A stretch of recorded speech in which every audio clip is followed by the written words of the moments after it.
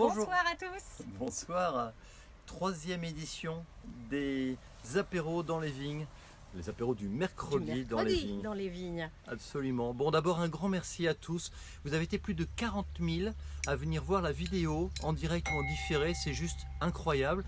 On doit remercier également notre journaliste local préféré François Lacroix qui nous a fait un magnifique article dans le Courrier de l'Ouest ce matin. Et puis merci aussi beaucoup à tous parce que vous nous envoyez des tas de messages qui dans cette période un peu troublée nous vont droit au cœur, parce que vous passez des commandes sur notre site internet, parce que vous nous passez des petits coups de fil, enfin bref, tout ça nous aide beaucoup et pour toutes ces raisons là on est encore plus content d'être avec vous aujourd'hui. Agnès, qu'est-ce qu'on déguste aujourd'hui?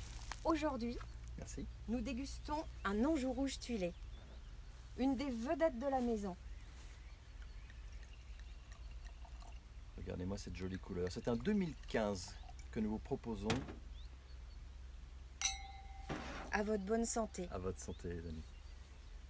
Alors pour ce premier apéro, qui est le troisième d'ailleurs, nous vous avons emmené dans un îlot du vignoble qui s'appelle la Grande Croix.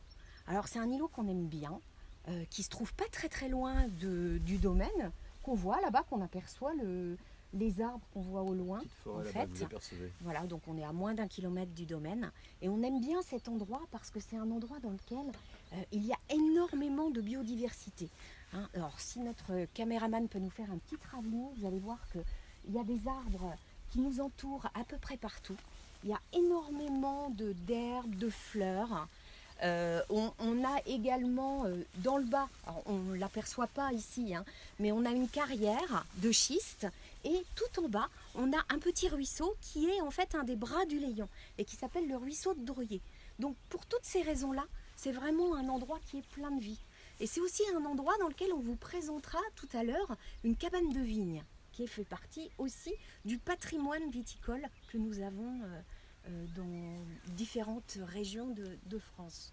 Voilà, donc, Alors avant qu'on vous parle vigne et biodiversité, on va commencer par vous poser une première question qui va vous laisser le temps de nous laisser des commentaires. Vous savez qu'il y a toujours un léger différé, on s'améliore toutes les semaines. La question à laquelle on voudrait que vous nous répondiez, c'est avec quoi, les habitués, buvez-vous l'Anjou rouge tuilé de la Viodière? Parce que tout à l'heure, quand on fera la période de dégustation, on va terminer évidemment par ça. On pourra du coup voir vos commentaires et pouvoir y répondre directement et partager avec vous. Je reviens sur la biodiversité parce que l'endroit où on se trouve en fait, ainsi que toute la Viodière, les 32 hectares de la Viodière, ont fait l'objet cette année d'un travail d'inventaire avec la LPO. On passe un coucou amical à Benoît Marchadour qui nous a accompagnés. la LPO, pour ceux qui ne connaissent pas, c'est la Ligue de protection des oiseaux. Tout le monde connaît la LPO, évidemment. Évidemment. La LPO a fait un travail remarquable avec nous pendant un an d'inventaire faune et flore pour nous aider à repérer qu'on avait 57 espèces d'oiseaux différentes, dont 17 qui sont des espèces protégées, 11 variétés de chauves-souris. Ça c'était mon cadeau de Noël parce qu'on a eu l'inventaire au mois de décembre, sur les 17 que compte le département. Alors il y en a plein de sortes différentes. Dont 3 espèces différentes de pipistrelles. C'est vrai, absolument. Et la cabane de vigne dont on va vous parler tout à l'heure a aussi la vertu de permettre de nicher ces petites chauves-souris qui sont des auxiliaires de vie des vignerons fantastiques. On en reparlera. On a également évidemment beaucoup d'insectes, beaucoup de mammifères qui se baladent, de chevreuils, de lapins, de lièvres. Et puis vous voyez tout autour de nous, la Viodière a la chance d'avoir à peu près 2 km de haies, ce qu'on appelle des haies multistrates. Lola vous en montre un petit peu dans le bas du coteau là-bas. Et vous en avez un petit peu tout autour de nous aussi, qui sont des haies en fait bocagères, dans lesquelles il y a à la fois des arbustes de différentes hauteurs, des arbres également, et puis de la végétation tout autour.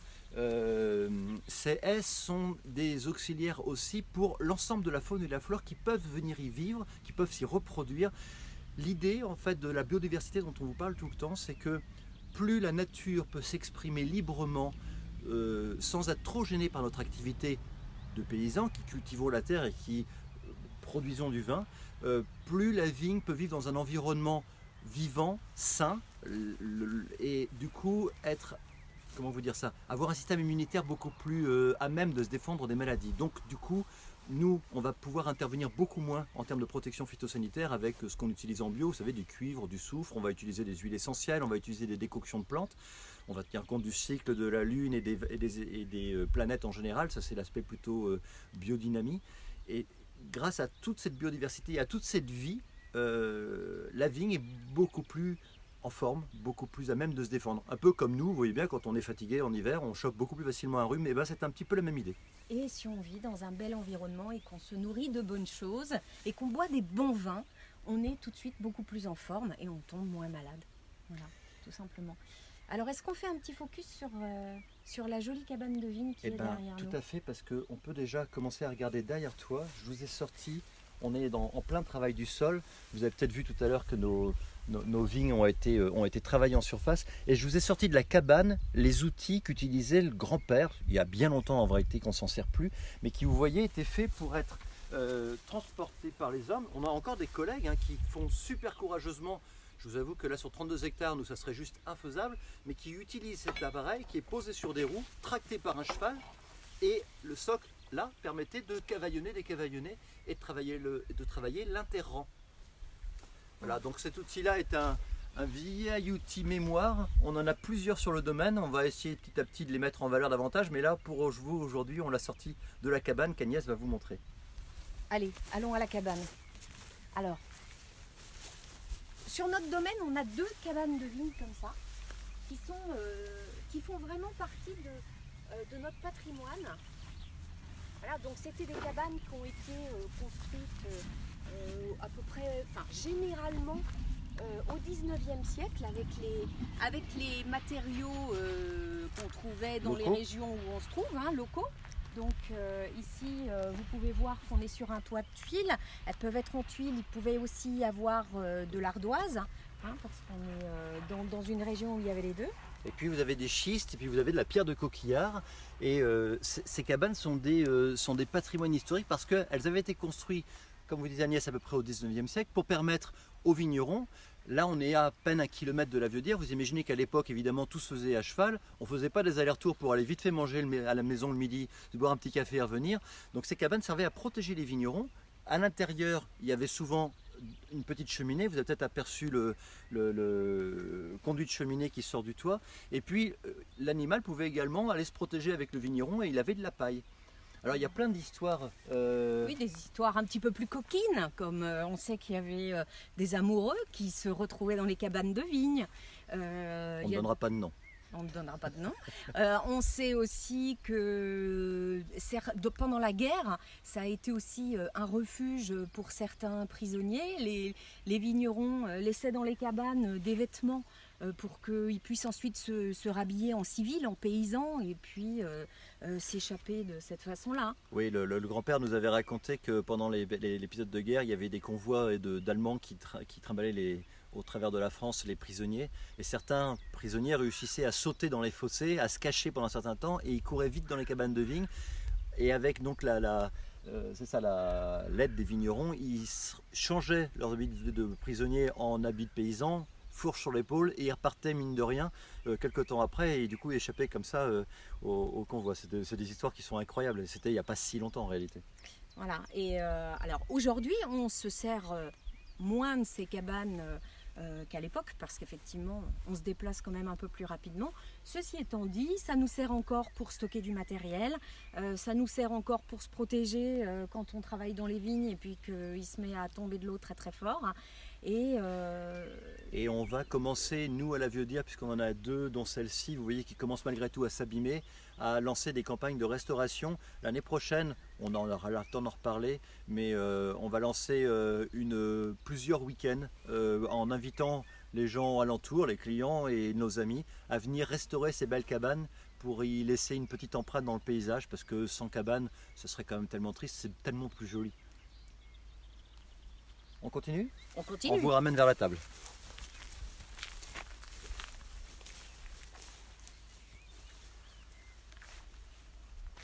Alors, l'histoire de ce vin. On a quand même dit que ce vin était une des petites vedettes de notre vignoble. En réalité, c'est un vin qui a une histoire. C'est un Anjou rouge. L'Anjou rouge est un vin qui est produit à partir de 2 cépages.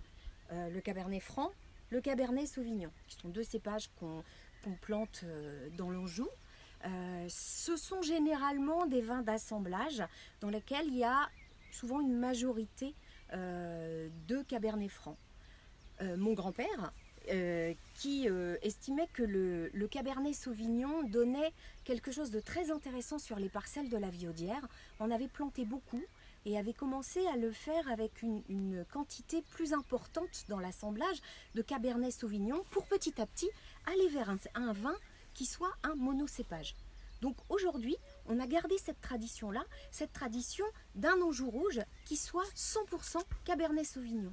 Alors, c'est pour ça qu'il a ce petit nom de Tuilé, qu'on n'a jamais bien compris d'ailleurs, parce que normalement, Tuilé, ça correspond à une couleur de vin qui est plutôt sur des tons orangés, ce qui sur Très ce mauvais type signe, de vin, voilà, c'est plutôt un signe oxydatif. d'oxydation, c'est quand même pas génial. Là, vous pouvez voir qu'on n'est pas du tout sur ce type de couleur, hein, on est vraiment sur une robe qui va plutôt vers le rubis, mais un des clients de mon grand-père avait commencé à l'appeler le Tuilé, et c'est toujours resté. Et les gens qui viennent chercher ce vin, pas tout à fait classique, pas tout à fait ordinaire, l'appelle toujours le Tuilé. Alors qu'est-ce qu'il n'a pas ordinaire? Eh bien c'est... Eh ben, on va vous le raconter tout à l'heure pendant la dégustation. Vous pouvez nous en parler également en commentaire pour ceux qui le connaissent. Ça nous intéressera d'avoir votre avis sur la question. On vous donnera le nôtre évidemment. Mais on va commencer par vous raconter comment on le vinifie. C'est vrai, Déjà, ça. Comment on fait du vin rouge?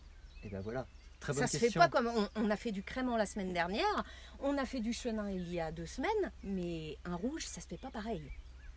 Déjà, on va commencer par récolter des raisins très mûrs pour qu'on ait à la fois le degré alcoolique, mais en même temps la maturité phénologique. C'est quoi? C'est la maturité des tanins. Ce qui interagit dans votre bouche, vous savez, avec la salive et qui donne cette âpreté qui peut être jugée désagréable par ceux qui n'ont pas l'habitude de boire des vins rouges ou qui au contraire est très recherchée parce que ça donne beaucoup de complexité gustative.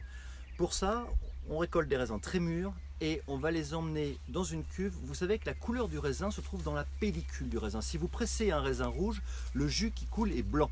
Donc pour pouvoir avoir du coup une belle robe, il va falloir faire une macération. Un peu comme quand vous faites du thé ou du café, il faut que ça infuse. Donc les raisins vont être égrappés, on va enlever les rafles, vous savez le bois qui tient les baies, et on va remplir une cuve. Et au bout de 6-12 heures, la couleur qui se trouve dans la pellicule va diffuser dans le jus et on va commencer à avoir une belle robe rosée dans un premier temps qui va petit à petit devenir de plus en plus rouge et de plus en plus intense. En même temps que cette couleur qui va se diffuser, on va également avoir l'expression des tanins qui va se mettre en place. Au moment où on va le juger opportun, chez nous l'Anjou rouge macère entre 10 et 15 jours, souvent 10 jours. Régulation de température, on fait en sorte que la cuve reste à fermenter entre 28 et 32 degrés maximum et au bout de 10 à 15 jours, on va décuver. On va faire couler le jus d'un côté, c'est ce qu'on appelle le jus de goutte, qui est très fruité, très tendre, avec des tanins assez légers. Et puis il va rester tout le marc, tout le chapeau, tout ce qui est resté dans la cuve, les raisins en réalité, qu'on va sortir du pressoir avec nous. On a un chariot convoyeur qu'on appelle une sauterelle, parce que c'est une forme de sauterelle. On va remplir le pressoir de ces raisins qu'on macérés et on va obtenir du jus de presse. Je cherchais mes mots. Le jus de presse, lui, est beaucoup plus tannique, moins fruité et a beaucoup plus de matière. Et on va travailler en fait les deux jus séparément pendant un temps relativement long. En général, chez nous, la macération dure entre 10 et 15 jours et le temps d'élevage sur lit, une fois la fermentation alcoolique et la fermentation malolactique, peut-être qu'on y reviendra plus tard, à ce moment-là, le vin va rester à peu près 1 an en cuve, à s'élever gentiment, puis on va le mettre en bouteille.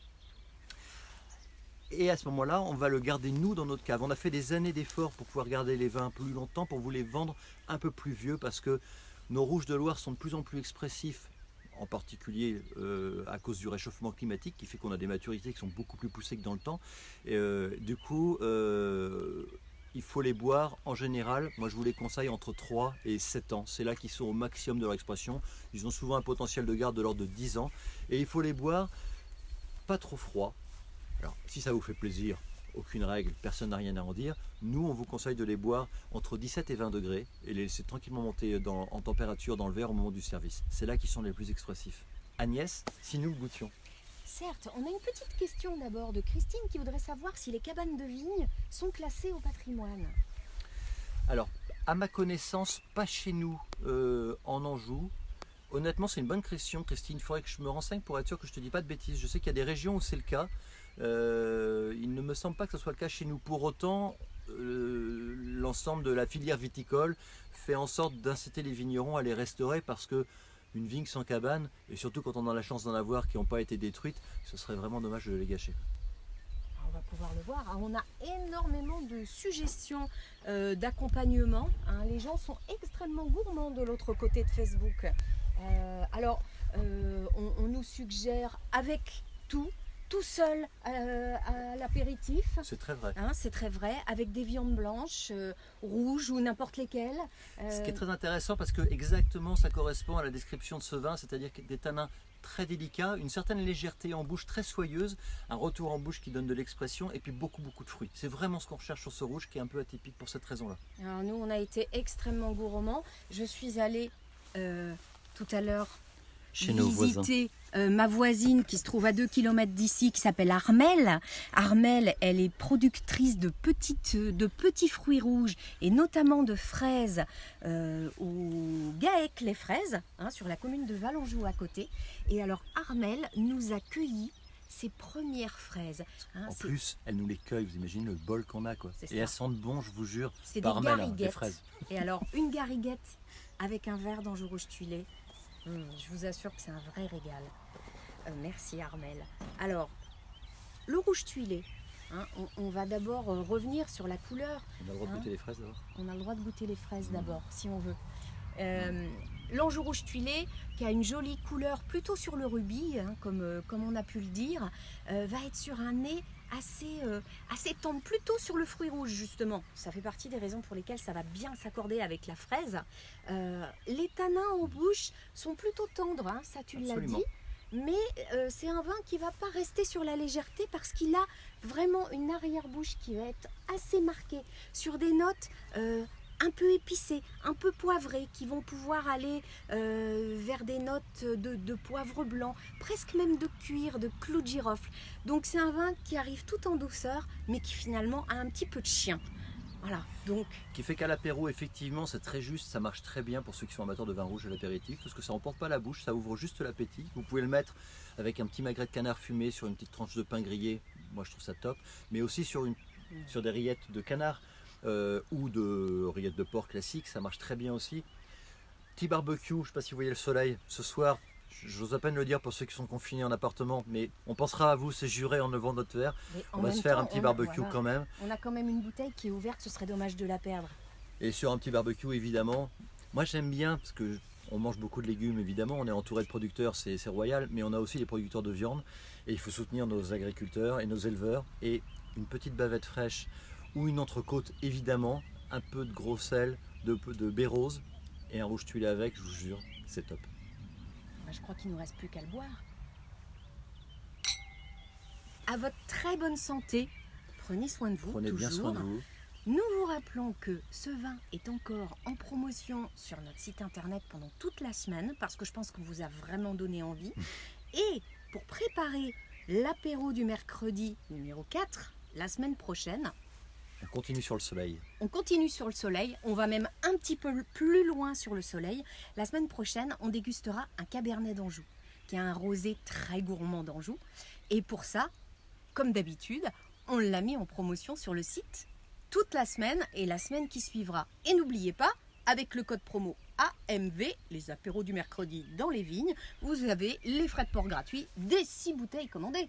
Absolument. Et pour les gens qui sont autour de nous, il y en a déjà plein parmi vous, on vous a déjà remercié mais on le redit, on recommence malgré tout à faire des livraisons dans les 50 km alentours avec toutes les règles de sécurité sanitaire qui sont à respecter bien évidemment, mais vous pouvez également nous envoyer un mail en nous demandant de venir vous livrer. On regroupe pour optimiser les tournées de livraison, mais on viendra vous voir et vous déposer sur votre paillasson vos commandes de vin. On vous souhaite une belle semaine, on vous envoie plein de nature, plein de soleil, plein de fruits rouges, plein de bons fruits et toute notre amitié. Vous nous manquez beaucoup. À très bientôt.